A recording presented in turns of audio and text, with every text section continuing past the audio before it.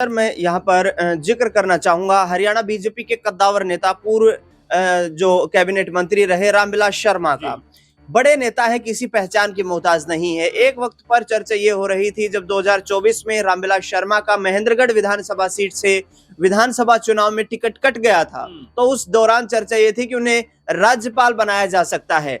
तो ऐसे में रामविलास शर्मा के चेहरे पर भी क्या मनोहर लाल खट्टर, नायब सिंह सैनी ये विचार कर सकते हैं कि बड़ा सीनियर चेहरा होने के नाते उन्हें अब राज्यसभा भेजना उचित तो होगा? देखिए, बिल्कुल। और कांग्रेस बीजेपी के लिए ये चीज जरूर होगी कि भाई उनके पास कई सारे नाम है। अगर आप देखेंगे नामों की लिस्ट अगर आप गौर करें तो कम से कम 10 से 12 नाम ऐसे निकल कर आते हैं जिनके ऊपर विचार विमर्श किया जा सकता है। तो ऐसे में वो नाम कौन होगा ये बीजेपी आलाकमान जरूर तय करेगा, क्योंकि देखिए एक सीट पर उनकी जीत लगभग आप तय मानकर चले। अगर दूसरी सीट पर कोई सेंधमारी हो सकी या कोई कह सकते हैं यहाँ पर क्रॉस वोटिंग हुई तो उसके जरिए क्या दूसरा भी नाम जो है वो राज्यसभा में जा सकता है। और दूसरा नाम फिर वो कौन होगा, क्योंकि जैसा मैंने आपसे कहा कि क्या किरण चौधरी वो नाम हो सकती है, क्या यहाँ पर रामविलास शर्मा का जिक्र आपने किया वो नाम हो सकते हैं, कुलदीप बिश्नोई वो नाम हो सकते हैं, और भी तमाम नामों पर यहाँ पर जिक्र चल रहा है। तो बीजेपी के लिए तय करना अपने आप में बहुत कह सकते हैं मंथन का काम जरूर है कि भाई यहाँ तमाम नामों में से किसी पहले तो एक नाम के ऊपर विचार करना कि भाई एक सीट तो आपकी पक्की है, लेकिन दूसरी सीट के ऊपर अगर आप जाना चाहते हैं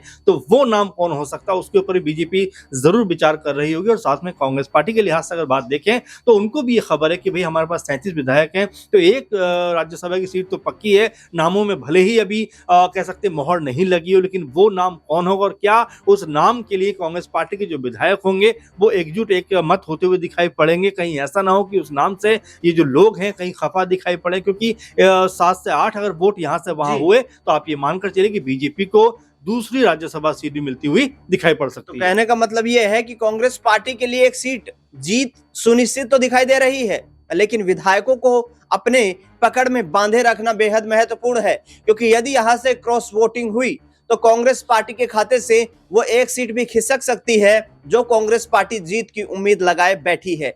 देखना बेहद दिलचस्प रहेगा कि हरियाणा में इन 2 राज्यसभा सीटों पर होने वाले चुनाव में भाजपा वर्सेस कांग्रेस लड़ाई कितनी दिलचस्प देखने को मिलती है। इस खास रिपोर्ट में फिलहाल इतना ही।